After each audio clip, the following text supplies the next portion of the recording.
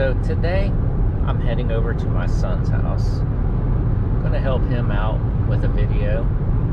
We're also going to try to teach him how to weld a little bit better. Check out his link in the description to his YouTube channel. We're just going to kind of put the camera in the corner and let it record for a while. Now, pay attention, because there are going to be some crazy bombs dropped in this video of some future plans and a future build.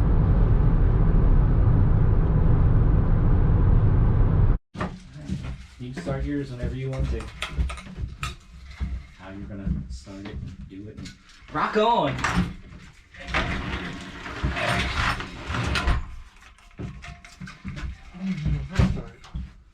You know, I'm here teaching. See, that's why you got to do more. So it's just airsoft, so that way you kind of get more into talking to the camera and this and that, and figuring out the intros that you want to say and this and that. So, where are you plugging in at? Way over there? Oh. It was only, that's pretty much the only place plugging in, well, was. That one and the one back there. I added this one, and I'm going to run off of that and pull one over there. Yeah.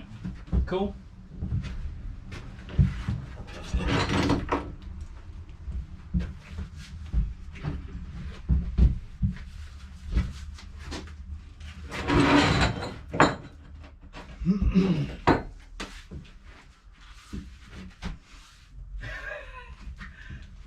You'll get used to it. The more you do it, the more you'll get used to it.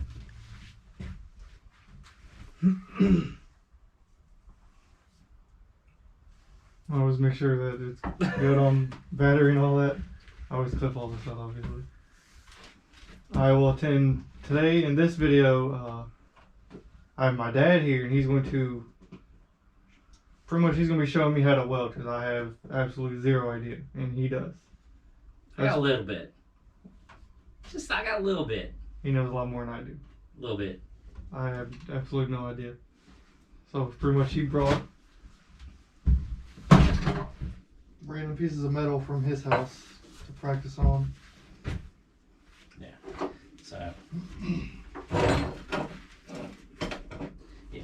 So I brought some metal over so we can, you know, because this stuff's thicker too, so it can get, it's more forgiving than some of that thin metal. So it's like you kind of want to have the thicker metal to really practice on and play on, because if you put a lot of heat to it, it's thick, it's not going to care. So first thing, always make sure your metal's clean, which kind of did. Then as you're welding, I also brought this, so that way you can like weld a little bit, and then you can kind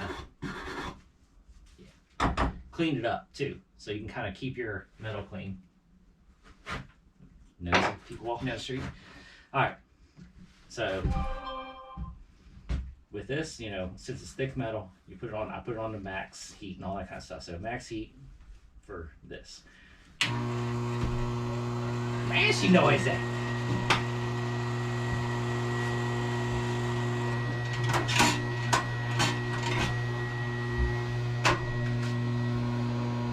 Just check and make sure the fan works, because I've heard a couple times some people have bought these welders and that, and the fan not work.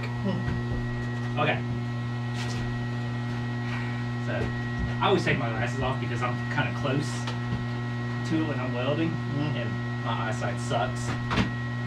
So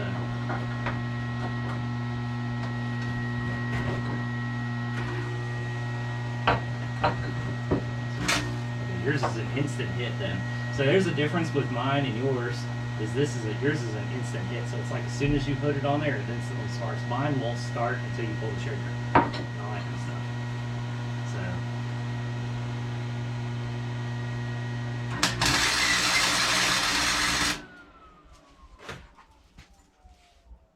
Hey, we blew a fuse. Hey, you don't know until you do it. So I guess we got too much power being pulled. So where's your fuse at? For the shed? Well, yeah, probably right just there. this. You can plug it just directly into the wall. Yeah.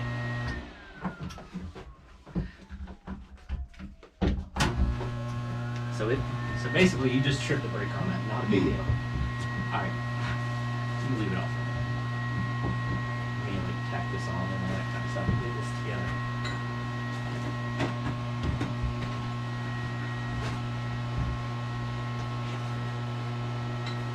See if it'll hold up to this well.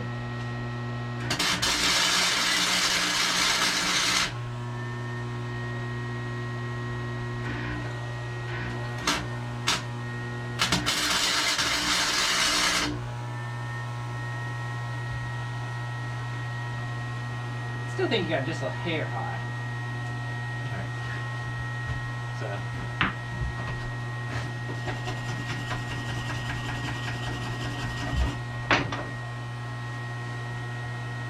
there, it's tacked.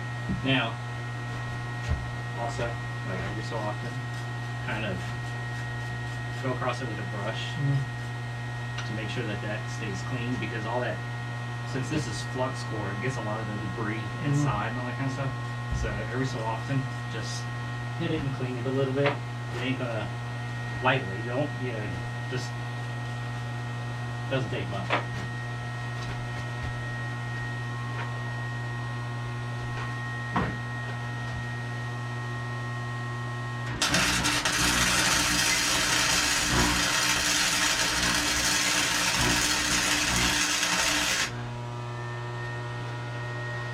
Did you see like how fast I was going?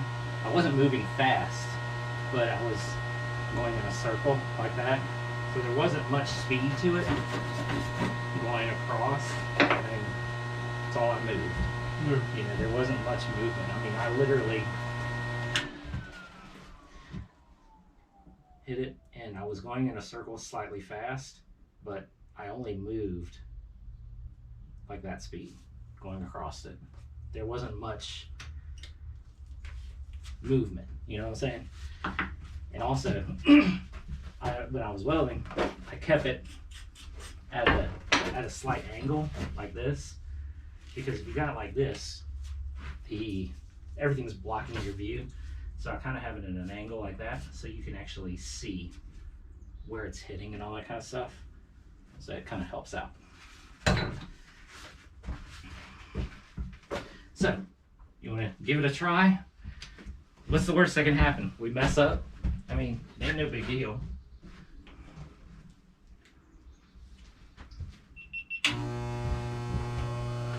Alright, so I just welded. I got it tacked together. Then I just did this little V right here, just to kind of show him how fast I was moving after we fixed the breaker. And so now he's going to pick up off the side right here and try to do it a little bit better too. So, remember, circle. So when you put it on there, go in a circle pattern, but make sure you touch on the circle. Go from this metal to this metal, you know, around like that. So you're hitting both metals around like that, and then walk down at a slow speed. Take time, man.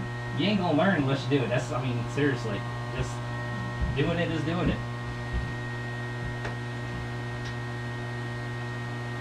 I mean, when I started, I just picked up a welder. I picked up this same style welder and just started playing.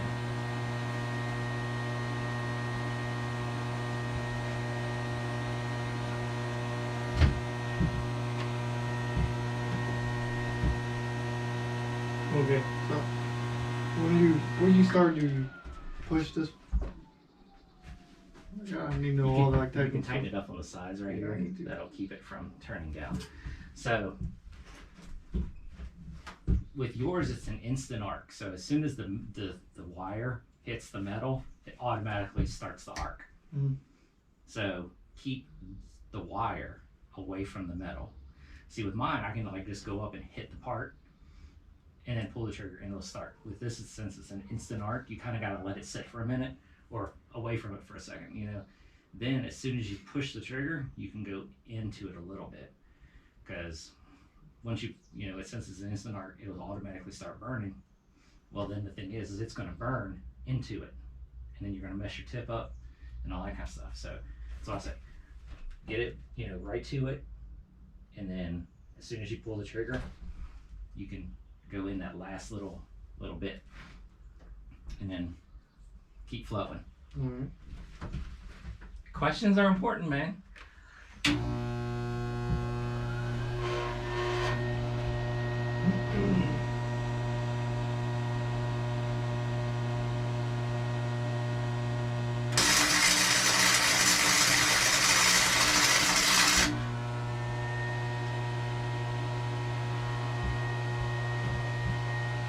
Okay, so Oh, it's going a little too fast. see, mine's right there. His is beside me. But here's the thing: if you really, where's your light? But if you look at it, you're actually you hit the two metals, so you can see the puddle, and both pieces of metal. It's connected to there, and it's connected to there. So that's actually really good.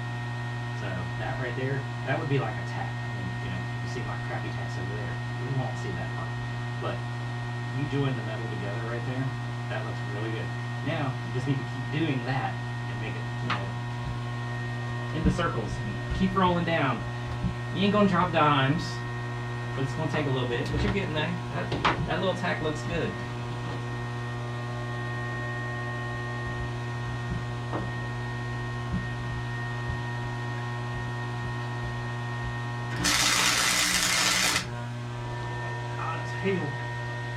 Yeah, it's hot. It's welded. You can wear gloves or suck it up.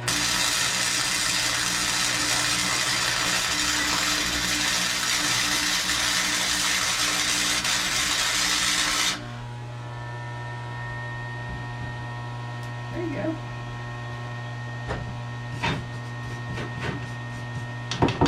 Yeah, be careful. That metal's hot too now. I mean, this, if you touch it, that's gonna be hot. Okay, so now you can look at it. I mean, you can get up and really look at this. Grab this flashlight again.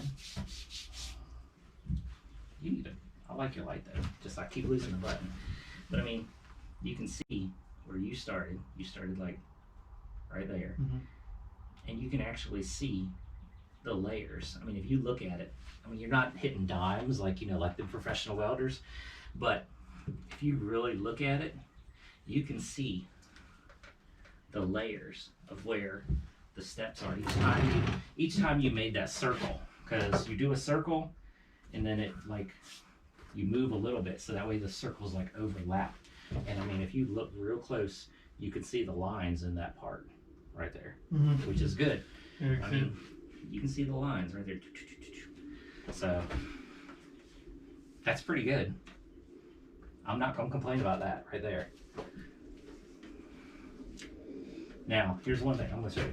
So, like what you did right there, see, this is what's called a butt joint. So you got metal and metal. That's one of the easier welds to do because, you know, you've got a corner to hit in versus that's a butt joint.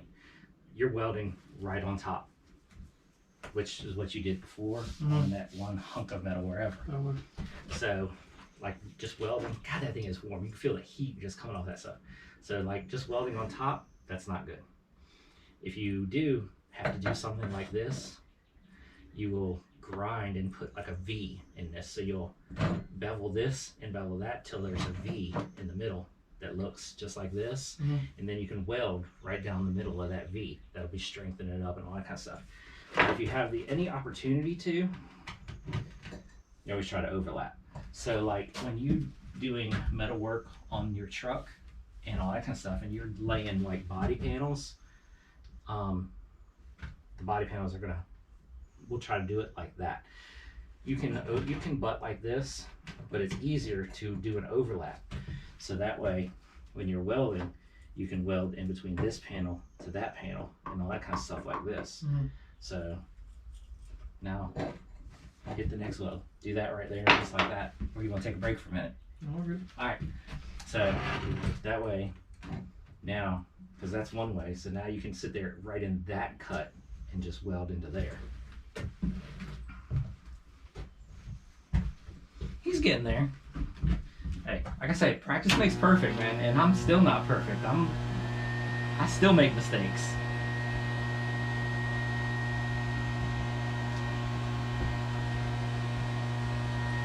How can I like rest my other arm without resting on the metal because it's gonna get hot? So, here, hold this. That's something that you just kind of got to get used to. So, me, when I do, it's like a lot of times you're kind of on your wrist like this, but you're freehanding it like that because you don't want to do like that because I mean it's still smoking ass hot.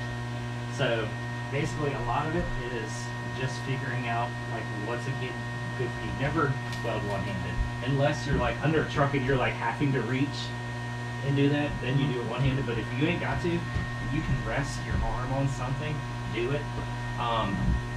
They sell like, you know, you get the heat jackets and they got heat sleeves and all that kind of stuff.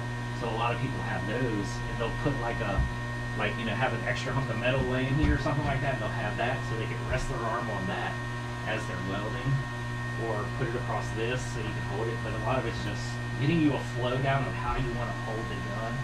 But it's always preferable to have something to rest on because see, you can sit there and you're sitting there just rocking it like this, and it's a lot steadier. So you're gonna burn yourself. Trust me, you are going to burn yourself. It's inevitable.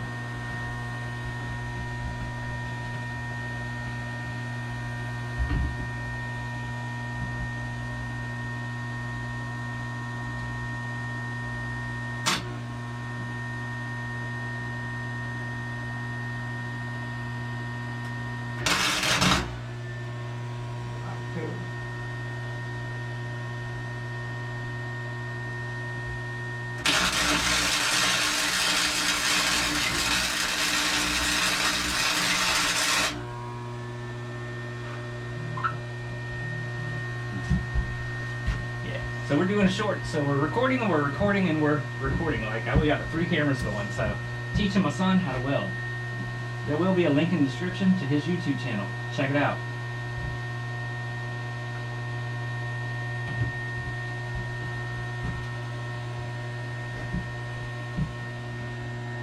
It ain't gonna matter if it's that long?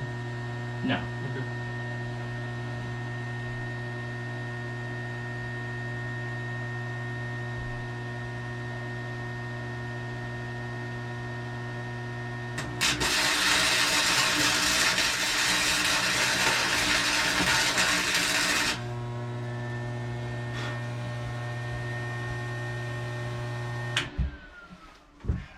Alright, so run your wire, brush across it.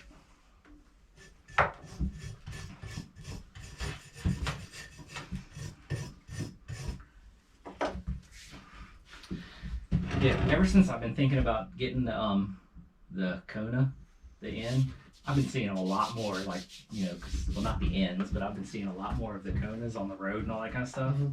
So, all right. So, now, you can see you went a little too fast because you can see where you went and then kind of skipped a little spot. I mean, it's welded, but there's like a skip there in the middle. Then you slow down. So it's like, did I mean, nowhere near that. But this, you have a back. So it's like you're kind of pushing against that. This, you're kind of just trying to fill into this little area. So, decent, a little crappy right there in the middle, but then decent. So I'll say decent, crap, and then good. But again, you ain't gonna learn unless you play. That's why I brought this big metal over, so now you can sit there and, like, you know, keep on playing. You can, you know, put it up, however, you know, all this kind of stuff. You'll be able to cut the welds. You know, you got a grinder, you gotta be able to cut, break them apart, and grind them and clean them and re-weld. So, nothing wrong with it. Keep on rocking, man. So you wanna go and just, like I say, just do what you wanna do. You ain't gonna learn unless you play.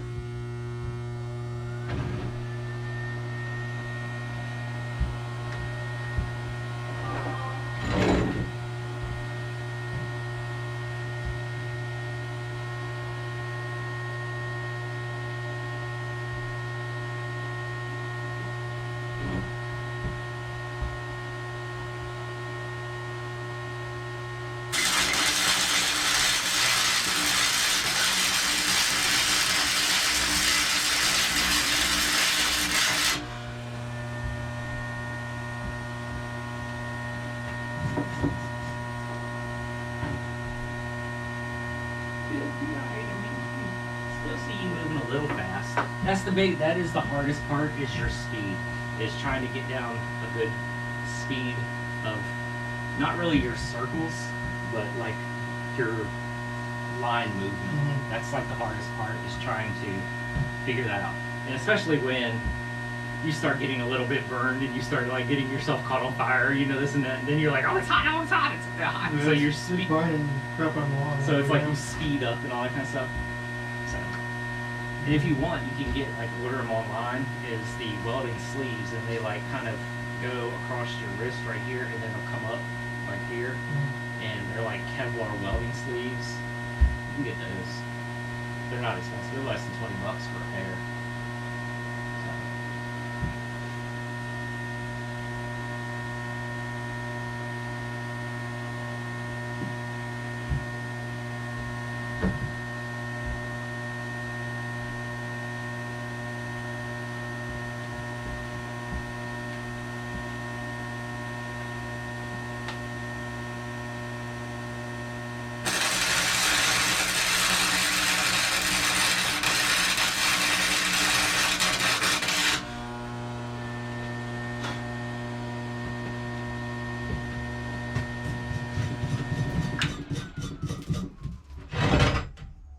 Catching your table on fire. Yeah. Not bad, not bad, not bad. You're getting there. The hardest, like I said, there's a couple hard things, but you gotta get used to the heat. That's one of the things. I mean, welding is hot. So, not bad. Not gonna complain for your first, first time you, like, no training, no nothing, just picking it up and going. But, with a little help, it's not too bad. It ain't terrible. No. Ain't like what you can do, but Well, and also, I mean, you gotta think about this. I mean, you have $130 some odd weld or something like that. I have a Lincoln, whatever the heck it is, and it costs like, I think I paid like $550 for it when I bought it. So, and mine's a lot more tunable than that. So that does help. But at the same time, my first welder I had was one of those. My first bagged truck, shoot, I think I built 3 bagged trucks off of a Harbor Freight style welder. And I mean, I built the Dodge D50,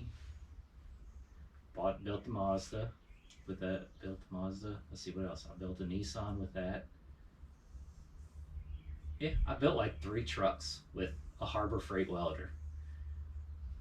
Takes time, takes practice. You'll get it. Just keep rolling. yeah, I guess now we just cut these apart. So I can try to redo it all. Yeah. Cut it apart and clean it. Cut it apart, clean it, weld more. I guess we'll cut that apart and take it back up when we cut it all apart.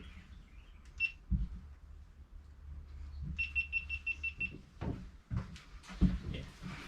So like I said, I've been seeing more Konas and all that kind of stuff. So here you go. So like I told you, I was like, it's it's a track car, So here you go. I'm gonna read you this. Because like I told you, I'm going to start racing. Alright, so Dominion Raceway in Spotsylvania. They offer, because you can take your car up there, and race. They have road course, they have drag strip, that's, where they do the 8th mile no prep racing, all that kind of stuff up there, which I want to take the Silverado, and all that kind of stuff. But they have, a lot of racing facility up there. So, you got Track Attack is a unique beginner level experience. So this is like a class. So it's like, this class is like a $99 class and all that kind of stuff. So Track Attack, unique beginner level experience to familiarize you with road course, introduce you to some basic high performance driving techniques. It includes drivers meeting brief classroom instructions, professional driving coach, and multiple on-track pace laps in your car. So of course, you're in a class, so the laps are kind of paced, but they're not going to be like super duper slow. But you're out there, you get a class, all that kind of stuff. And then, plus I've never road raced ever. I've drag raced a lot, strip a few times, and street Mexico a few times. So track tags for those who just want to experience what it's like to drive on a real road course, teach tech inspections, no helmets required because you're not going to be going fast enough. You're going to be paced and all that kind of stuff. No passing. After the driver's session, they'll be available with question and answering, all that kind of stuff, and then you're going to have like a after meeting at the like track restaurant and all that kind of stuff. So it's like $100 to basically, you know, have a professional teacher, you know, show you the ins and outs of a road course and all that kind of stuff and how to race and all that kind of stuff. And what I like about there at Dominion is they actually don't care. You know, I mean, they do care. It's like your car has to be legal. It has to be this and that. But they say on there, you know, cars, SUVs, whatever. So they don't like, you know, what I'm thinking about getting. It's an SUV, you know, even though like a lot of people, it's like it's a Veloster in with just a different body on it, you know, and all that kind of stuff. So it's like, it's quick. And that's the thing is Sith Element, which is I found them online by looking at other videos for like the other ends and all that kind of stuff, is Sith Element makes all the stuff for that motor for the Veloster. So all of it is cross compatible. So downpipe, HKS turbo blow off valve. They have it's not a turbo timer, but it's a thing to help the turbo and all that kind of stuff with the blow off and all that kind of stuff. They offer solid, like not solid, but better motor mounts and all that kind of stuff for it to stiffen it up. They offer, which actually they have just started, which I'm not going to do right now, but they offer take the ECU out, send the ECU to them, because they don't do remote tuning yet. But Sith Element is they actually had a Kona on the dyno the other day, and was a stage 1 dyno tune. They have the program set, so it's like you just send them your ECU and they like drop it in there and send it back to you, and it's already tuned. And it's like that stage 1 that they offer is like 40 horsepower boost over stock and all that kind of stuff. So it's like that. But then I've also heard people of because of the other in the other in division cars that they have standalones and all that kind of stuff, and they're pushing over 100 extra horsepower too through it and all that kind of stuff. There's a company over across the water. They're actually making a whole new turbo for it. They've got it on one car so far, but new turbo set up for it. And I mean, people are pushing like mad power through this. And I'm like, I don't need all that. I want a little bit more power, you know, through it if I get it and all that stuff, which I'm pretty sure I am. But I'm like, I'd be happy with like, you know, because it's pushing 300. I'd be happy with close to 4. Right around close to 4. And I'm not, you know, and I don't want to sit there and like change the exhaust, because I mean, you know, it does have like the button, so it's like you can push the one button and it keeps it quiet and it keeps it mellow, but when you push this other button, it opens up the exhaust, basically like straight pipes it, all that kind of stuff. Yeah, they also offer a high flow cat. Okay, it's a straight through pipe, but they can't offer, they have to designate it as a high flow catalytic converter. But they have a lot of support for it because of the other in-line cars that have been out there. So there's a lot of aftermarket support for it and all that kind of stuff. So it's like they're starting to, like on websites, they're starting to actually say it's workable with the Veloster, the i30N, the Kona N, and a couple things like that. So it's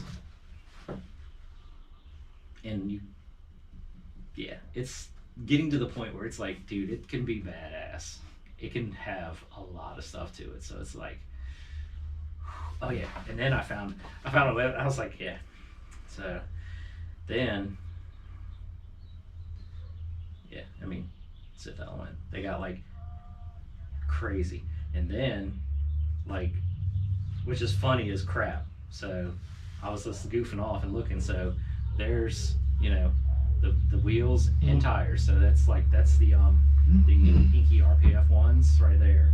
So I happened to find a picture of RPF ones with Yokohama Advan A052s, which are like basically, I mean, track tire. Yeah. And so, I mean, there's the setup of tire that I would run, because it's like, you know, it's got 19s on it, which, you know, I hate. I'm not a fan. It's like, that'll be the street tire, but like those right there would be like the whole strip, you know, racing setup and all that kind of stuff. So it's like,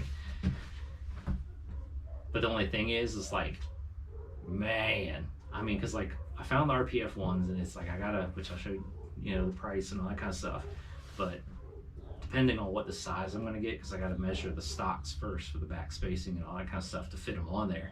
But then like the Yokohama tires, the Advans and all that stuff, it's another $1,100 in track tires. Like, oh my god, I was like, wow. But they say that those Yokohama Advans, they're really good. They're really good track tires. They say they're really good. They're really forgiving. They're good for a beginner, and they last decent. Mm-hmm. They're nowhere near a street tire, because like a street tire has a good amount of wear. I mean, you can get a lot of miles out of a street tire. So it's like, these have a lot less wear, because like a street tire has like, some have 380 tread wear, this and that, which is how long they'll last. These are 200 tread wear. That's kind of low, but they'll work, you know. So it's just like, oh my god, I'm spending like $2,400 on, you know, new wheels and tires for it once I get it and all that stuff. But it'd be worth it. Yeah, because I'm gonna start, like, seriously, once I get it, I want to start tracking. And that's another thing. Okay, so, oh yeah, so today, like I told you about that one show that's in the end of March, which is the import face-off and all that stuff. So as of right now, I got declined to have the weekend off. But that's because the girl that I work with, she asked for the same weekend off. I was like, really? She's like, why didn't you say something? I was like, don't worry about it. So how long do you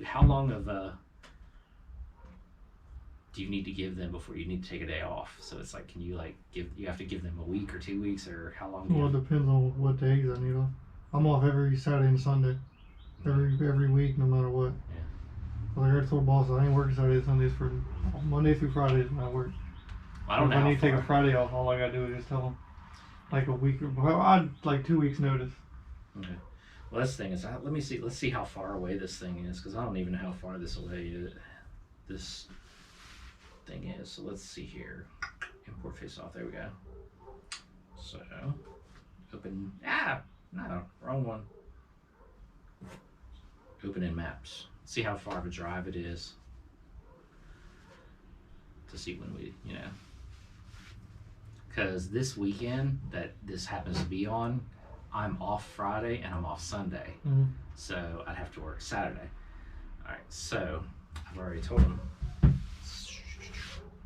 directions. Okay, it's 4 hours. So it's a 4-hour drive. It's like 4 hours, 41 minutes. So that's about 4.5 hours, depending on how fast you go. I mean, we could leave Saturday morning at the butt crack of dawn, like we've done before, and all that kind of stuff. So, you know, that way I could still do some stuff with her on Friday. Then you could come over after work. Because as long as I get the in time, we'll refer to it as in. See if people are actually paying attention.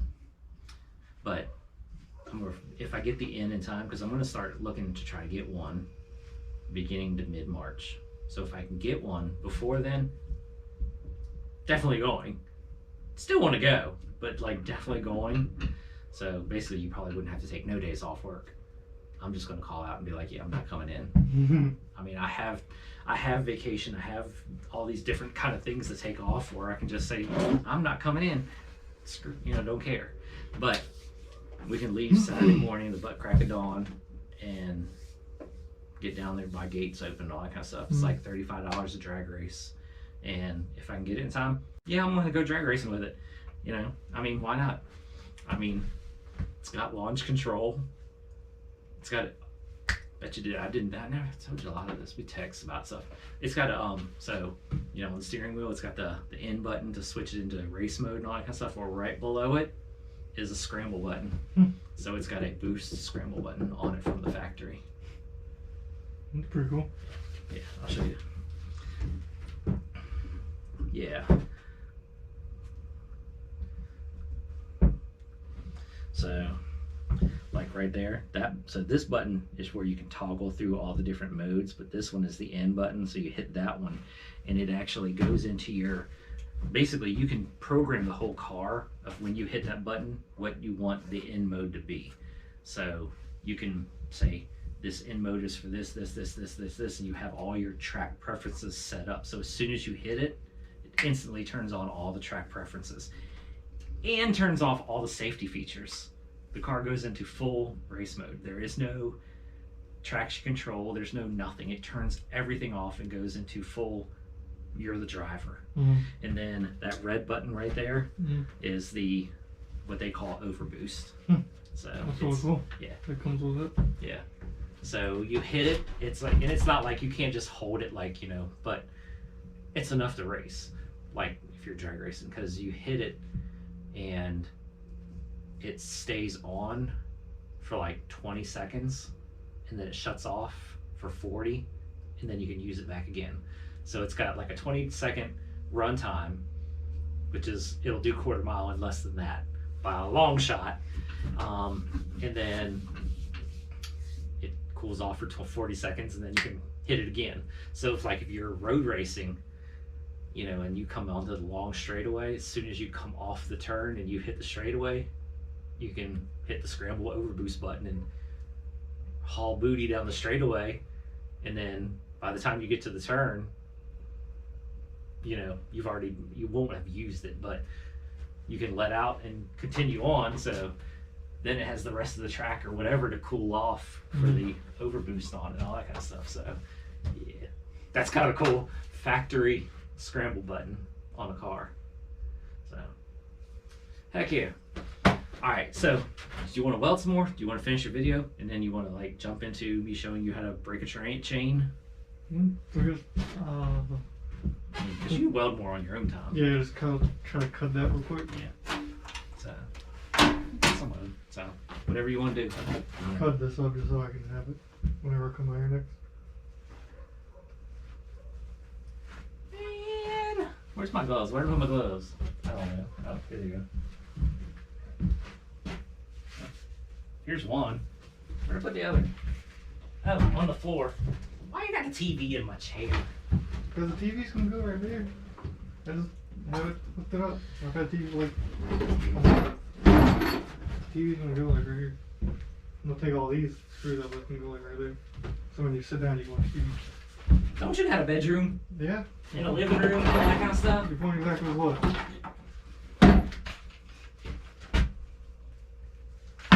Nothing. I can't say nothing because I got the TV for free. All it needs is I need to go buy a reversible remote. I can't say nothing because I'm probably going to put a TV in the garage. Yeah, so I'm going to, with the garage, I'm going to, basically I have to wait until the weather kind of stops freezing because tomorrow's supposed to snow. But I'm going to wait until after, once the weather starts to stay warm-ish and stop freezing, where at night it gets maybe down to 40 to 50, then I'm gonna go ahead and be okay, let's go ahead and get the concrete done, because concrete goes through a chemical process, and part of the byproduct when it does it is it evaporates water. Well, water freezes, So Yeah. can't be laying concrete. I mean, people do. It can be done. I'm not taking no chance because I'm spending. There's probably going to be more in concrete than it is in the garage, price wise. You know. Mm. So I'm not trying to have thousands and thousands of dollars in concrete just like and cracking this and that. So I'm gonna wait until the weather gets a little bit better. But as soon as the weather like cracks and we stop freezing at night, which sucks because we've gone camping in April and it's been 28 degrees. But as soon as the weather, it's like if once I get like a week, then gonna get on that garage because that's like needs to happen because yeah, that's why I've kind of been putting the JZ to the side because I'm trying to put all my money into the garage because this is thousands and thousands of dollars. So I'd rather invest in the garage right now than worrying about, you know, getting the JZ running or whatever. So I can get that later. Plus, it'll be a lot easier once it's in the big garage in the backyard. So, it'll be fine.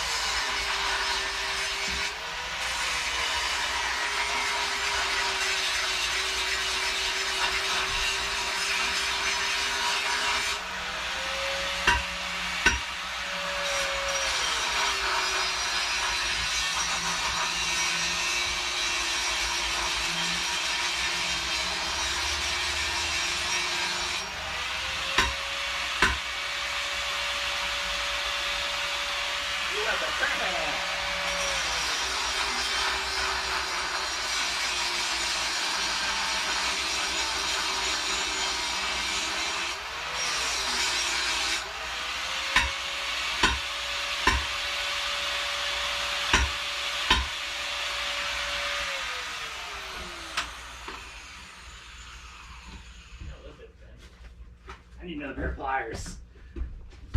Ooh, you have a vise. Yeah, it's a pain in the hand. It works, it's just How do you do that? you have to like pull it and then yeah. Okay.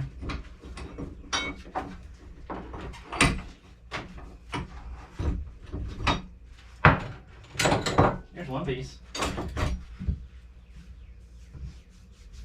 Yeah, I don't think I'm gonna cut that. There, you got those two. I can still use that. Yeah, you can weld to that.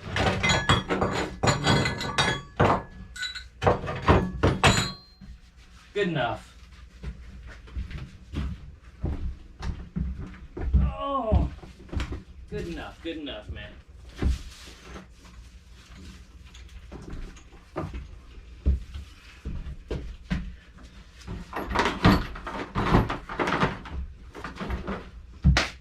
Yeah, but like once I get the garage built and all that kind of stuff, I'm gonna have to be like have you over and a couple people because we're gonna be like, alright, especially pushing the Blazer because we gotta push the Blazer to the back. Yeah. So I'm gonna get like, you know, Big Grandpa's trailer over and hook it up to like hook the trailer up to the riding lawnmower and just start loading the trailer up, drive back. But the the Blazer, the JZ Blazer, that one's gonna have to be pushed. So that one.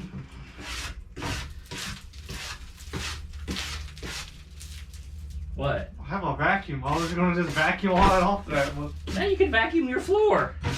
I sweep the floor. I sweep the floor if I put that back in here. Hey, I'm not the maid around here. This is your crib. This is your.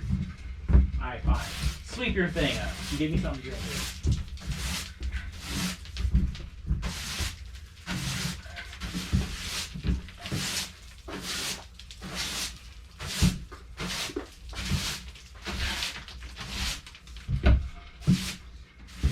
But did you learn anything with the welding? Yeah. So here's my question. So when you were welding on your own, were you going faster than what you are just now when I showed you? Yeah, I was going a lot faster. Yeah, I told you. I kind of figured when I saw that, I was like, you could see the spots. And also it didn't help that you were welding stainless steel. I just grabbed 2 pieces of metal that I found. Oh, that's a text message.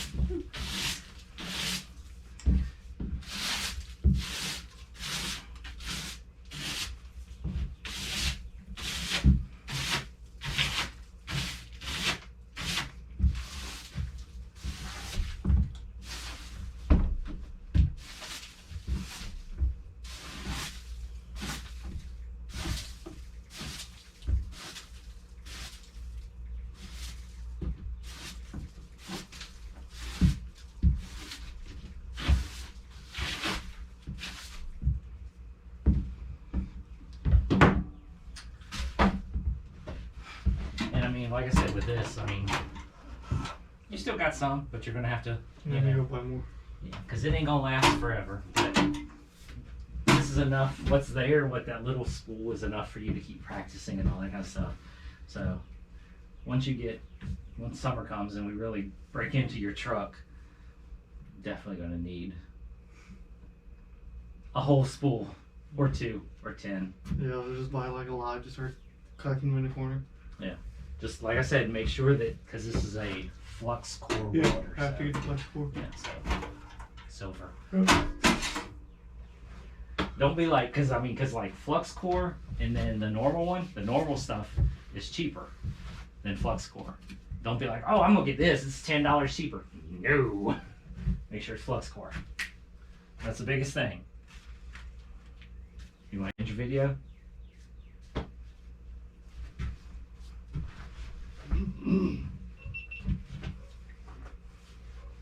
Alright, well, we pretty much cut all up except for this big piece. It's kind of a little difficult to cut.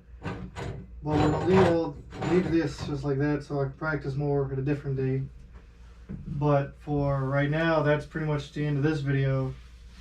This is a short little video on, and pretty much my dad teaching me how to weld because I have zero idea. I know a little more now than I did before he came over, which is good. So that's pretty much the end of this video. The next video will probably be us working on the Grom in like 20 minutes or so. Something like that. Oh, let's start a new video. Yeah, pretty much. We're just going to do a whole another video right after this one. But alright, guys, so I'll catch y'all in the next video. You need to get a tripod. Yeah. Told you this like a month ago. You're fired.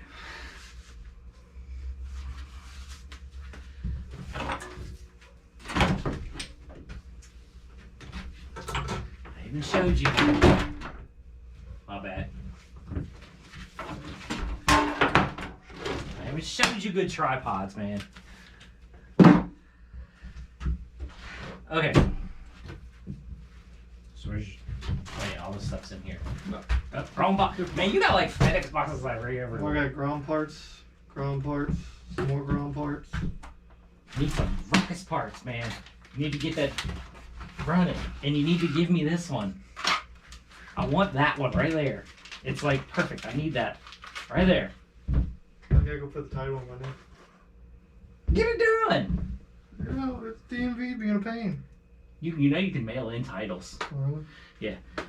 I'm actually getting ready to, yeah, I know. I've been slacking on that. But I'm gonna, the big blazer, I'm gonna mail it all in. So that way I'm gonna mail that in here shortly. Because if you go online, it tells you where to sign, all that kind of stuff. Mm-hmm. So I need to get that mailed in so I can get that one in my name and get license plates for it. So when the motor goes in, hopefully shortly, I can start driving it. Or at least figure it out. Is that the only piece that it came with? Or did you get any other chain breaker stuff? No, that was all good. Okay. Did it come with instructions?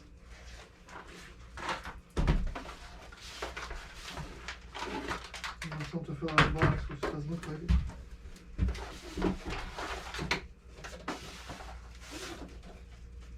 There's a grease pack. There's the box that it came in. Cool. What you got there?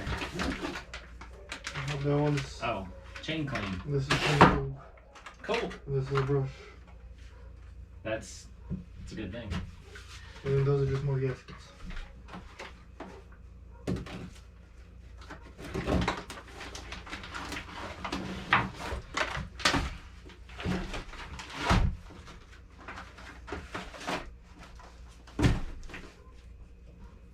But yeah, the one company, they've said they're gonna start real soonly, like putting up the list and of stuff to do the electric grom. They said, or electric swap on the truck. So I'm like, bro, told you I will freaking take this off your hands, dirt cheap. You're never gonna use it. Okay. So basically, using this is real simple. You've got, this, and then you got the pin that goes through it and all that kind of stuff. So basically what you're doing is you back the pin out until the pin's not there, type thing. Then, and you see how it's lubed. You always want to keep, when you're doing stuff like this, that's why I got the lube, because you want to keep it lubed up. It makes these things just work a lot better and all that kind of stuff. This goes right in there, just like that.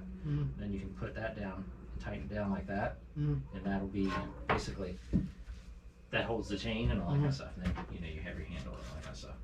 Then you gotta put a wrench on here, put a wrench on here. So this, you kind of hold the wrench and hold the handle. Then this one you turn in, and you crank on this one right here, because that's the one with the pin in and all that kind of stuff. So that pin pushes down on that pin and just shoves it through, because they're basically pressed in really tight. So that's what,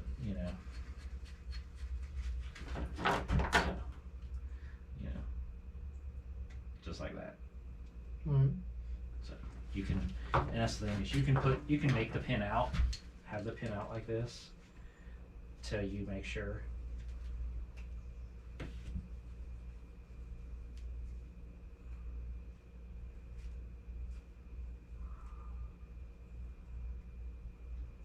So, that's how you kind of want it, just like that. And that shoves it out. And then basically, when you shove the pin out, you want to take, so you want, because the way the chain goes together, so you got to pre-think this a little bit, because you want two small pieces like this. So you don't want to take this one out right here, because that one, all you're doing is taking the big piece off, and you're taking the small piece off, and then this could go into there. That's not how you do. You need to take off back to here, and take this one off, so then basically you're two smalls, okay?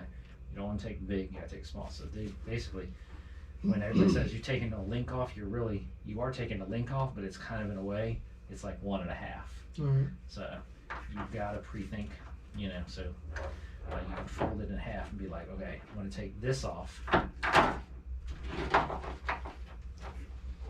then that's gonna go to there, like that, with new pieces, wherever the heck they're at. Oh, yeah.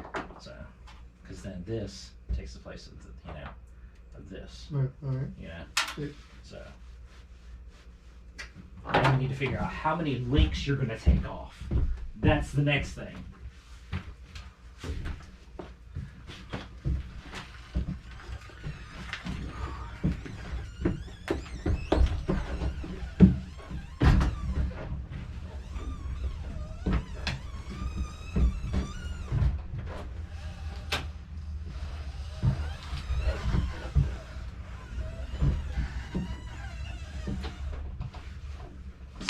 This is the the new chain that you just bought that came in too long, right? Yeah. And that's the old chain that's worn. Yeah. Cool. I had it some kind of retarded way till where I was using all this till I had the bike leaned over. Just lean it against your ruckus. No. Why? It's not like that's you're gonna fall over. And I'm gonna start messing stuff up. lean that against the wall, lean that against that. Come on, man.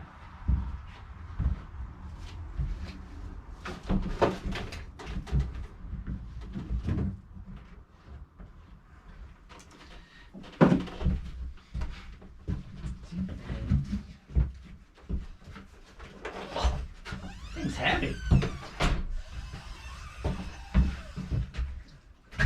Then you can put that like right against there like that. Just put something in between, you know, the body or whatever. Yeah, wouldn't want the handle to be on there because that might, yeah. So.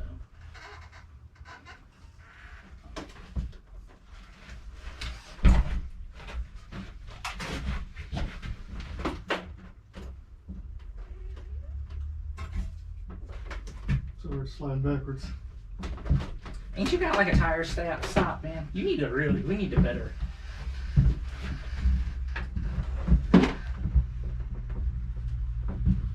There you go. Yeah, put it in gear. Is it in gear? Should be. Right. So now we have to send it back up so I can brake. Both sides loose. Wow, that chain is loose.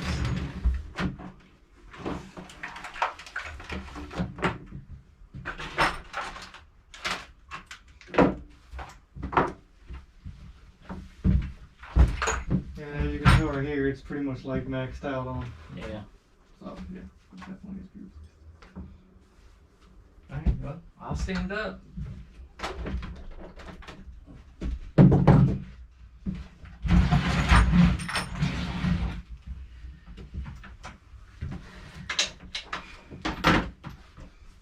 You need to buy the thingy.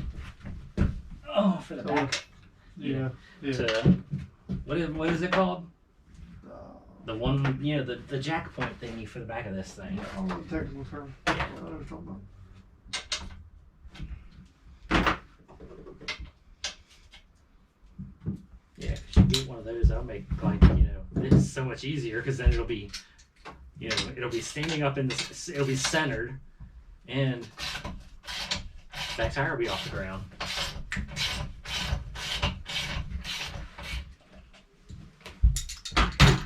It's all getting there, man. It's all getting there.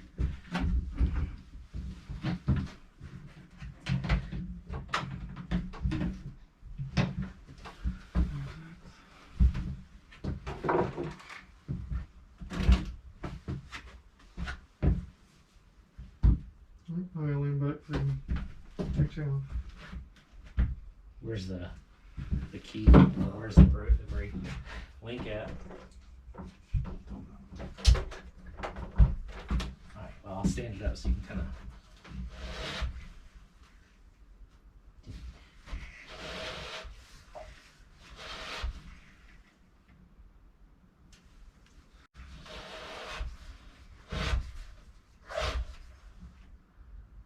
You sure there's one on this? Yeah, see it. Oh, there it is right there. Ain't that it? Yeah. Yep. Now we don't sled the bikes. Slide the back end over some. There you go.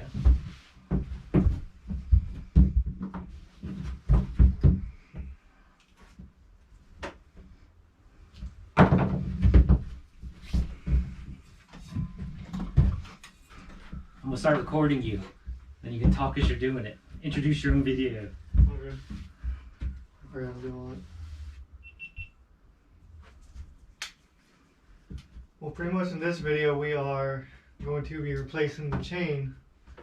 Since the chain is, the old chain is completely crap.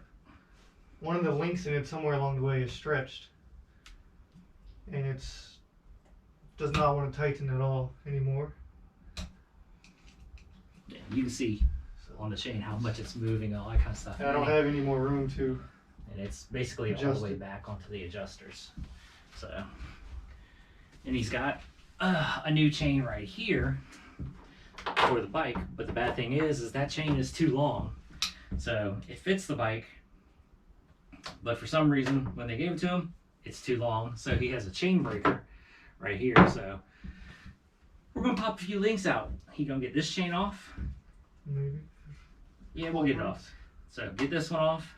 Then we're gonna get that chain on and figure out how many links he needs to cut off of it, because he's never used one of these before, so I'm gonna show him how to use that. But until then, we're gonna get this chain off first.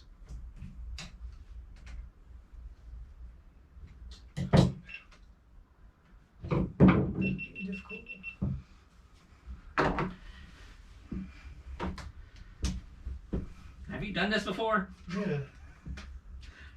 That's how I know that other chain was too long, because I had this chain off and that chain on. Oh. It's difficult now. Alright, well, I guess I'll come down and help. Alright. I'm used to mine. Alright.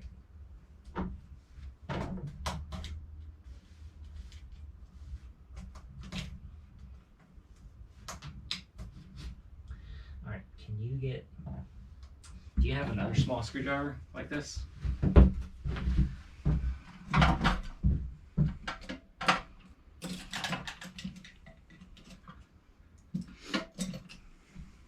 Yeah. Well, alright, so I'm going to hit this and it's going to pull it up. You come at the tip right here. Mm-hmm. There you go. There you go.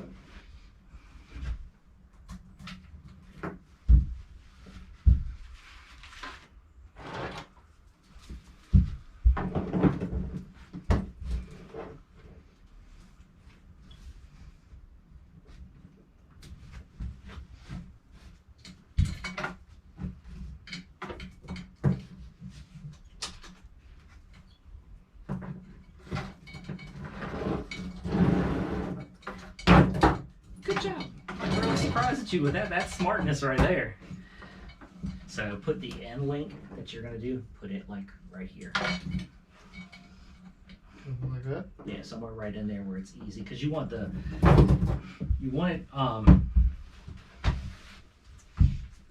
and get gloves, because I am not trying to drive home all like stupid dirty. Hands all dirty. Wow, that is like stupid long.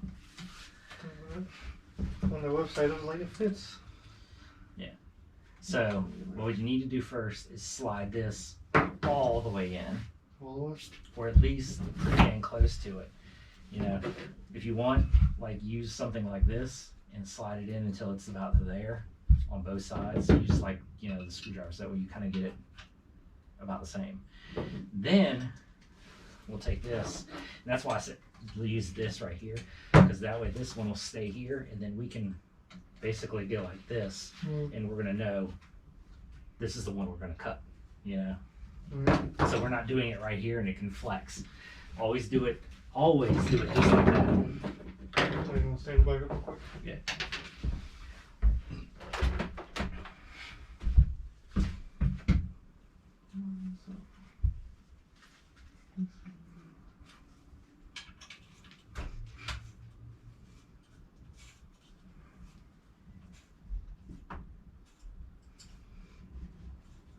Yeah, and I'm pretty sure, like, if I start street, road course racing, I'm pretty sure you'd want to come up and just watch and video too and have, chill. Yeah.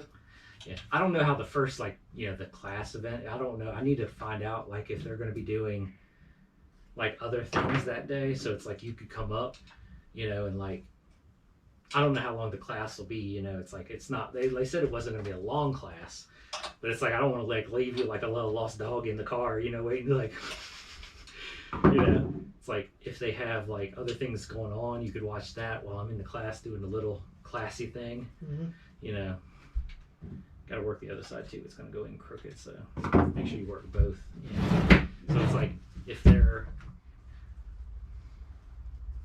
there's other things going on, or if it's not going to be long, then I'm like, hey, come up, and then you can just chill for a little while I'm doing the other thing, and then once I'm there, then you can watch and video or whatever, you know, while I'm on the track actually like getting. Then I also want to see is like, okay, I do the class and do the instructed road racing with them, be like, when is the next like open track attack, you know, where helmets required, all that kind of stuff, and you're out there like full tilt. So because it's like if they're doing it the same day, you know, it's like, okay, you go to the class in the morning and then midday they start, you know, open track, you know, all that kind of stuff, then I'll be like, heck yeah. So let's, you know, be like, hopefully that's in here. It is. So be like, go up there, do the class, do this, that, then be like, bam, track day afterwards. Okay, do you have like a Sharpie or anything in here? Probably above my head, play the camera somewhere. Above your head. Oh, there you go, right here. And that's perfect too, it's white.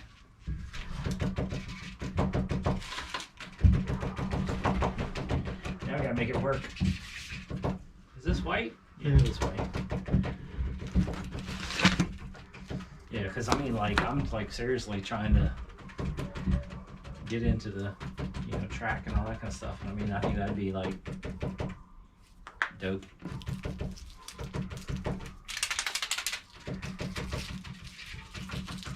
There we go. That way we can put white paint on the one that we need to cut at.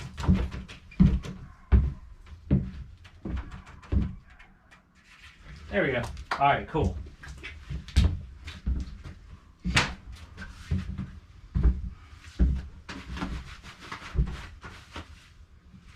All right, so let's just before we start your camera up. Just wanna, yeah. So what we'll do is we'll mark that one right there, and then that's where we're gonna go through that one and take that one out. I mean, because, well, the thing is we can't pull another tooth, so that's it right there. Yes, it's still a little loose, but that could be. Just that right there is 10 times better than what this was. Yeah. So, but even if you took this little bit in right there, that's not going to give you a full another tooth. So that right there is perfect, and then it'll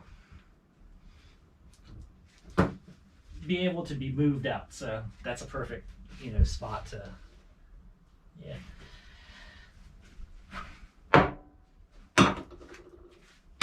You know what I'm saying. All right, so here's your pen. Here's the camera.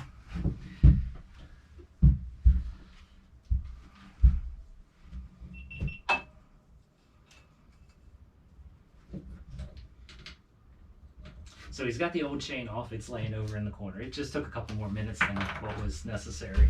So you're marking? Yeah, so we're gonna mark.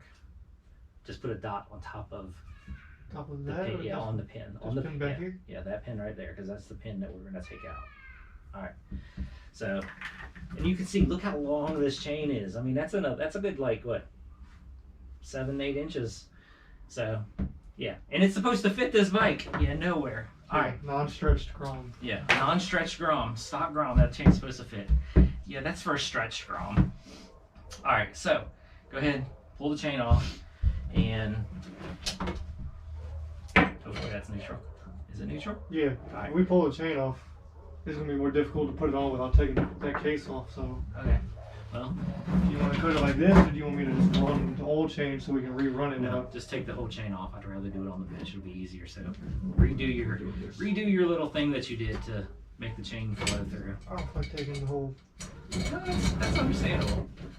But yeah, just it'll be easier on the bench to video it and all that stuff, and just actually also just doing it in general. Cool. All right.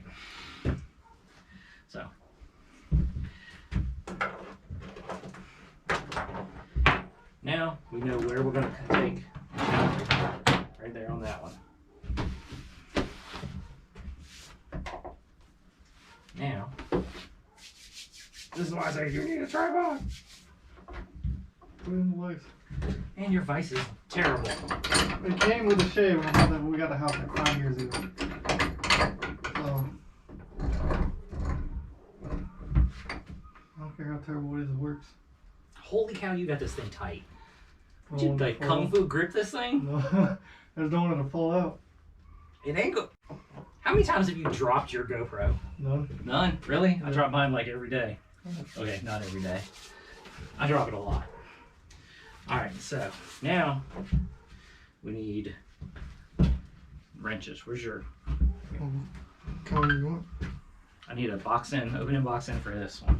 Or both of them, whatever. Get my water.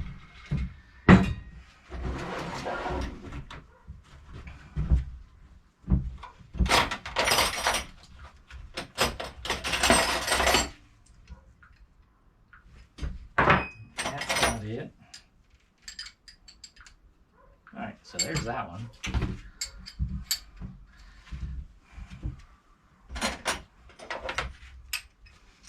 Just my luck, they're the same size. Yeah. Alright, so. What size are these? Dang, I actually picked one up the first time. Alright, well, there we go.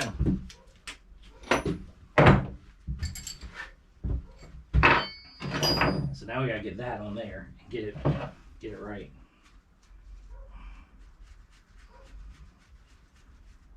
So, and technically, you know, it should, because of the way that hole is right there, that should fit like right, you know, on the hole.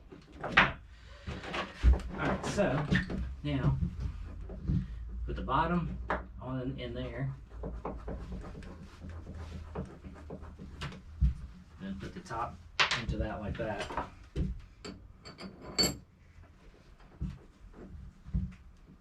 then tighten it down to where it's actually like holding the chain. So now it's, the big piece is resting on the chain. Then when we tighten this down, it pushes the pin through and the bottom is hollow, so it will push it straight on through.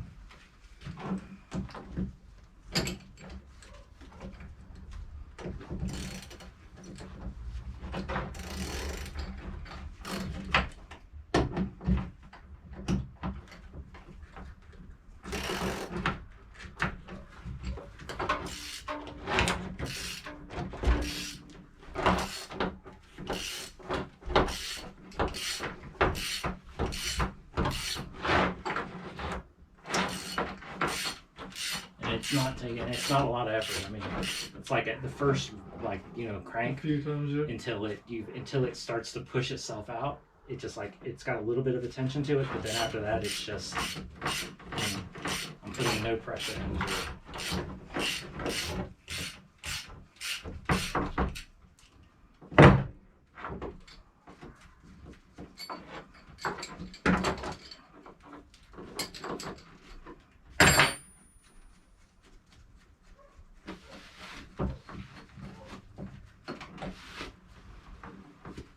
And there it is. Voila. Cool. So, and now, I'm gonna make you a bracelet. like I said, this goes right there. And it's done. Alright, cool. Alright, so now feed your chain back on.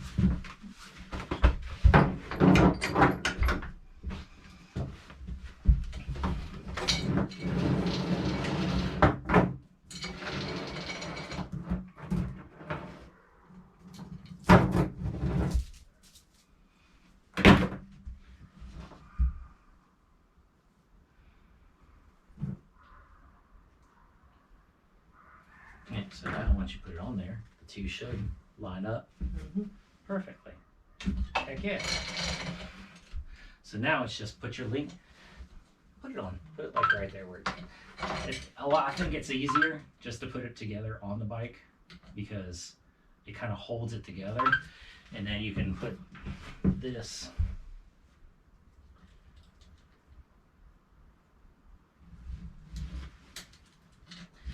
Boy, she slipped. Push them together. See, there you go. Versus out here in the middle where it's just kind of flexing in and out. So I think it's easier to do it on the sprocket. That's always been my opinion, at least. It just, to me, I think it's easier.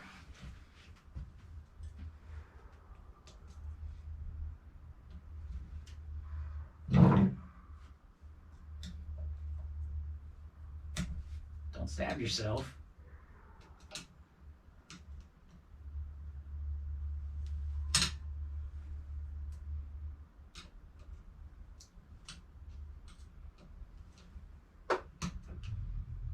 There you go. Now you just gotta tighten it up a little bit, and you're good.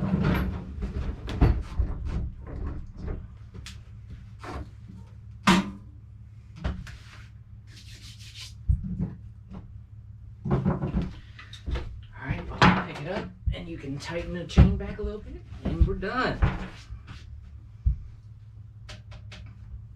Ain't gonna need much. I do love those adjusters that you got and we put on. They're awesome. They make it so much easier.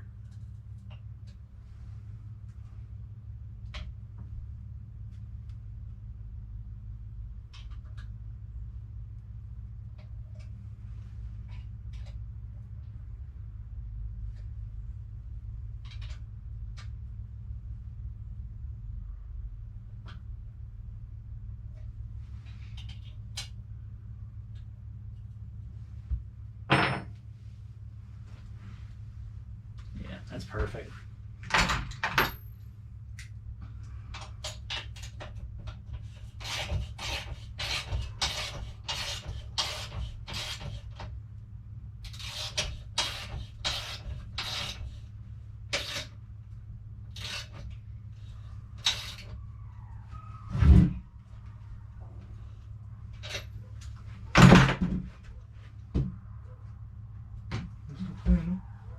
Oh, we're good to still. It's not. Oh yeah, that's perfect. We got to have a little bit of play. Yeah. We have to. That was that was with that chain. I get it tight.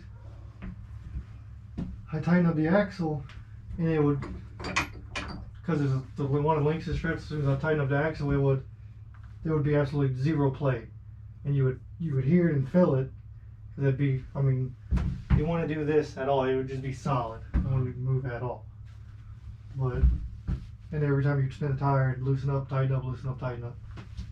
That's clear sign you have a stretch link. Yeah, that right there. What? That'd be garbage. Look at that, I'm good now. I gotta oil it, grease it. You got the stuff? I don't know how this That's what instructions are for. I don't read instructions. Read. I mean, you got the brush, you put the cleaner on it, and then you can run, that goes around the chain. So it's like you just put it on the chain like that, and it, like the bottom, the two sides of it, clean the chain. I'm gonna lift the back of the bike up. Yeah, that's gonna be something on a totally another day, because you gotta have the back end up off the ground. That's what those are for. So that, you're ingenious rigging. But yeah, have the back end up off the ground so that way you can sit there and spin it. The chain it already has like lube already on it. Yeah. Like fill it with my hands. Oh yeah. It's decent right now. That's why I put gloves on, because I was like, man, that thing is nasty. So, It's decent for now. here you go. Inch video. Yeah, throw the GoPro, Jesus. It's just GoPro. Yeah, I'm not trying to go buy another one if it breaks. They ain't gonna break. Look at mine. Mine is beat and scratched. Still works perfect. I drop it all the time. Oh, I haven't dropped this. Like never. Just for a reason. I don't want to buy another one. My luck, I'll drop the first time and like just disintegrate. True. So, Just your luck. yeah, just my luck, exactly. Alright, well, since the Grom's done, pretty much I have zero idea what I'm going to do next to it. Figure something out. I have more parts here and there for it. Yeah, I don't know. We're just going to figure out when I go, I guess. But that's pretty much it for this video. So until the next one, I'll see y'all later.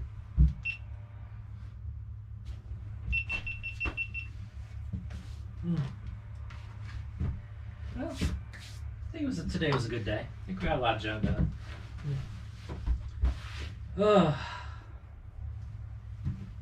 Could have got done a lot sooner if you would have woke up. It's all good. Like you said, it's your day off. There's one day off I get to sneak in. Yeah. Monday through Friday, then Sunday I'm getting up like 8 a.m. for this 8 a.m. Woo! Man, I'm pleased. I'm gonna probably get up tomorrow at like 5 or 6. Just so I can get up and get out in the garage and start working on other, you know, working on videos, working on motors, working on just knocking crap out. Yeah. Cause got to. I'm almost at 9,000 miles. 9,000 miles. Ain't bad though. 8,974. Almost 9,000.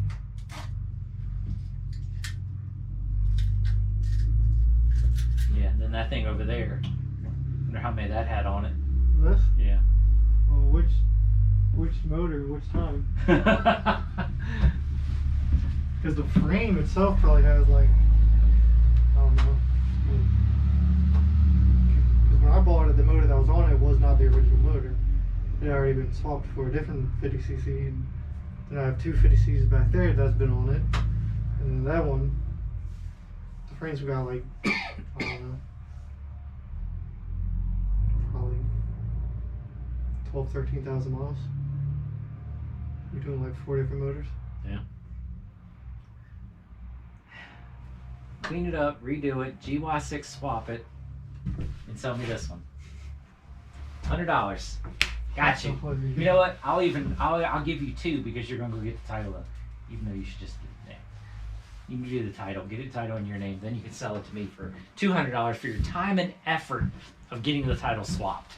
I can sell. You can buy just the rear frame right here, from here, where the bolts into right there. It's like $200. You're getting. But I want everything. I want. You know, yeah, exactly. You're getting all of that. I know. So it's used. Look at the thing. It is chopped. It's cut. See, and the thing is why I want this one because it has a title. You buy the frames. That piece. The VIN isn't on that. The VIN's on the side. Front. Yeah, the VIN's on the front half. So that's why I need this. Okay, fine. You keep the back half. You just sell me the front half with the VIN. I don't need the back half. Build me an electric one. Once they start popping off their parts list and they start selling their parts for the electric one, gotta have it. If you're the good son, you would sell it to me. Hey man, more than $100 though. I told you 200. More than 200. Aha. Because everything is there. Everything is not there. There's no motor on it. That's not even a rear tire. That is the rear tires. There are 2 rear tires right there. That's the rear tire. Well, I don't need tires anyways. Fine. $200. You can keep the lights, the turn signals, the gas tank, the front tire, You will need fuel pump. It's electric. I know. I'm just saying right now you need fuel pump and relays. I don't need none of that. All I want is the frame. You can keep everything else. Frames itself like $600-700. I'll give you 2. I'm your dad. Man, what's that got to do with it? You're supposed to love me and sell me things cheap. I'm over here teaching you how to weld, teaching you how to break a chain on a bike, all that kind of stuff. My time is money. Hey, so is my bike. $200.